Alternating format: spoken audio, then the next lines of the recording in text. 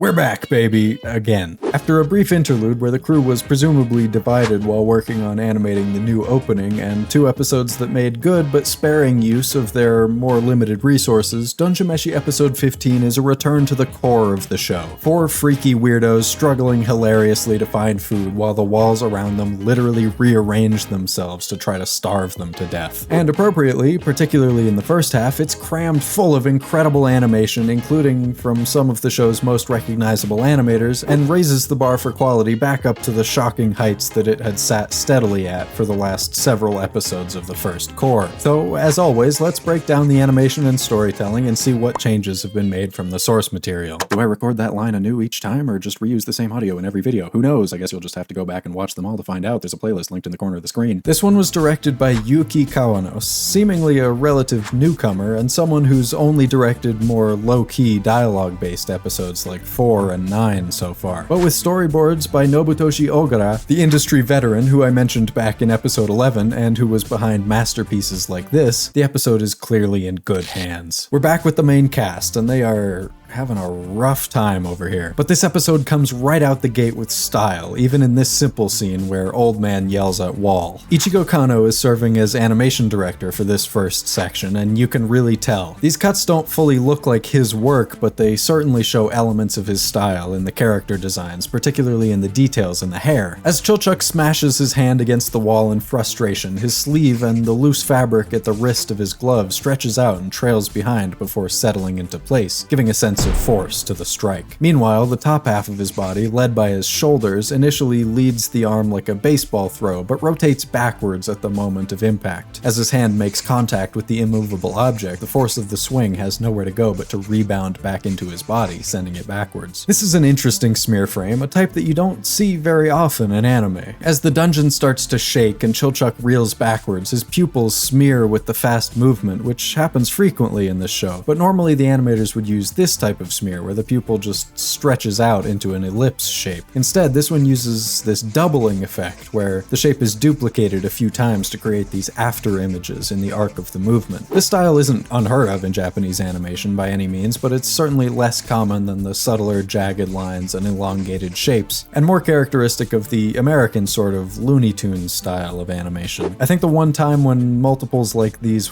are common in anime would be this type of series of quick jabs, like when Star Platinum punches in JoJo's Bizarre Adventure, and which also comes up later in this episode. Professional animator Dong Chang actually made a video about this recently, so if you want to check that out, I'll link it in the top right corner. But in this context, it serves a particular purpose, communicating not just the motion of his head, but also the jittery vibration at the same time, making the motion feel more staccato and less smooth. The added movement really brings this walk like an Egyptian shot to life. I think these marks on Chilchuck's face are meant to be indentations in his skin from pressing his face up against the wall, but here they look more like lighting, as if there's some light shining through the cracks between the bricks. It's a little strange, but I think it actually works better in this earlier shot where the camera itself is in the place of the wall, and the lighting shows that the darker parts of his hand are in direct contact with the wall, while the lighter parts aren't because of the indentation between the bricks. It mimics a live-action technique where filmmakers will replace a solid surface with a sheet of plexiglass and put the camera behind it to create a sort of point-of-view shot of a solid object. Storyboard artist Nobutoshi Ogura clearly loves these eye reflection shots because this one calls back to this one from episode 11, which he also did. I especially appreciate the detail here in that each of these are separate drawings, each tilted and distorted in opposite directions, which gives a sense of bulging roundness to the eyeballs, and that there's a slight hint of reflection even in the whites of Senshi's eyes, but it becomes much clearer inside the dark pupils. This is a cool choice to reframe this panel between Senshi's and Chilchuck's legs to show Chilchuck struggling, which, along with the rack focus from Chilchuck's legs to the Dryads, creates a really nice sense of depth. I also want to mention the great work that the background artists and compositors have done here to create the atmosphere of this scene. The contrast between the dark foreground and bright background draws attention nicely to the center of the frame, and the haze effects and shafts of light added to this scene make this area feel like an oasis. It's soft, calming, inviting, a welcome respite from the harsh maze of the surrounding area area that has become increasingly desert-like in that the mage seems to be intentionally starving the characters of resources. With such an inviting atmosphere, you might not even notice the gravestones strewn around the place. I love the sense of depth in this shot too. As the camera dollies towards the two, Chilchuck's feet swing wildly towards the screen, and in this frame his foot takes up the same amount of space as the rest of his body due to foreshortening. This is such a cute choice to represent Senshi's white blood cells as little Senshi heads that use their helmet horns as grippers. And whenever his hair starts looking like a mutated tomato, you just know Ichigo Kano is involved. And indeed, he is. Trigger released this disgusting keyframe along with the episode. I think he probably did most of the rest of this sequence too. And look at how their faces warp and distort. Laios's whole face turns into like a weird dog snout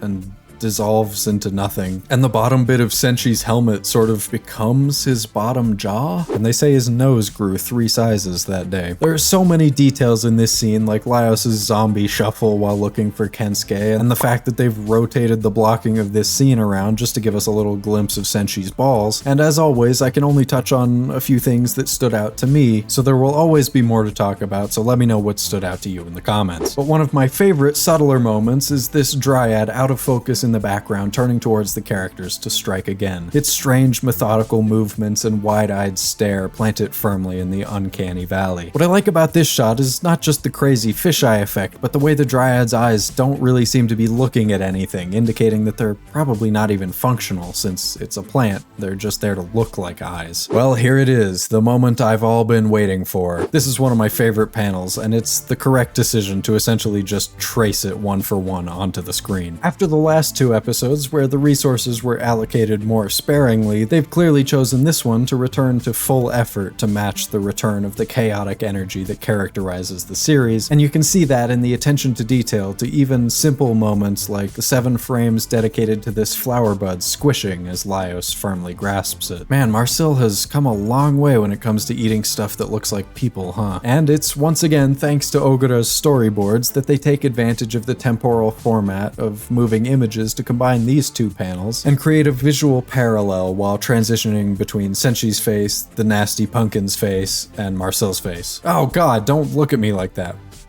Why is it blue stealing? And you think they yassified Reagan in Mob Psycho 100. Get a load of this fucko. Man, they are really getting the most out of this guy. Previously on Swamp Jawn. Pretty soon it'll be time to teach him about the birds and the bees. That's not a joke.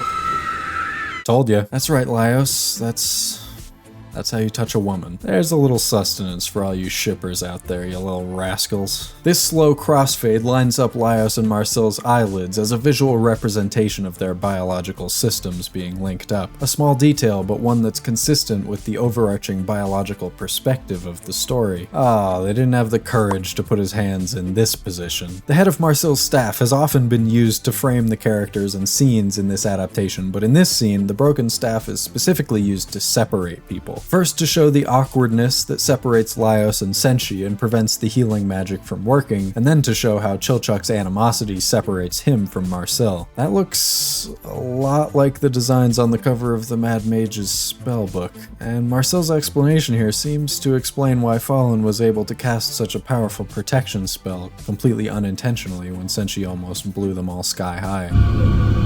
This cut by Hiromi Niwa is packed with detail, and here's another full 3D point of view shot, just like that brief one from episode 11. I think it works really well to bring a sense of depth and motion to this scene, but it's also definitely a little jarring, so I'm on the fence. Let me know what you think. I love how they've reframed this scene with the Cockatrice matching all of Marcel's movements in the background, though I really missed this panel from the manga. This cut by Kai Ikarashi cycles between 3 frames of fabric flapping on ones, which makes the explosion feel super intense. Though, to be honest, compared to the almost full-page spread this is based on, I'm missing some of the detail and sharp use of contrast from the original, and even the fluidness of her hair. This definitely feels like a downgrade, and a bit of an afterthought for the episode, particularly coming from Ikarashi, whose style has defined the series. This feels like a rare moment in an otherwise seemingly well-managed series where this cut may have slipped through the cracks and not gotten the attention it deserved. Ikarashi's style has always leaned heavily on expression through motion rather than drawing consistency and detail, but with very little actual motion in this shot, particularly in Marcel's hand, you can see that this level of detail almost feels like this this drawing would be more at home in the background rather than the focal point of the cut. And while we're at it, the explosion is unnecessarily blurry. I think it actually looks better in the unfinished keyframe before all this detail is lost. Okay, I think it's dead, dude. This is an added detail in the anime that Marcel's eyelashes snap off after she gets petrified. And I love that they follow up on it later in this scene where her eyelashes are missing from her left eye. With too much great animation to cover all of it in a timely manner and more intelligent adaptation choices in the storyboards from Nobutoshi Ogura, this was a really great episode and came just in time to prove that this isn't just some bait and switch where it makes you think it's one thing before pulling the rug out from under you. This story is fully capable of balancing the dark foreboding of the dungeon with the wacky bombast of the characters exploring it. And if you look closely, both elements have been present since the start and will continue to meld and create a beautiful contrast of flavor. Thanks so much for sticking around to the end, and if you want to know the minute I release my next breakdown next week, hit the subscribe button. Sweet dreams.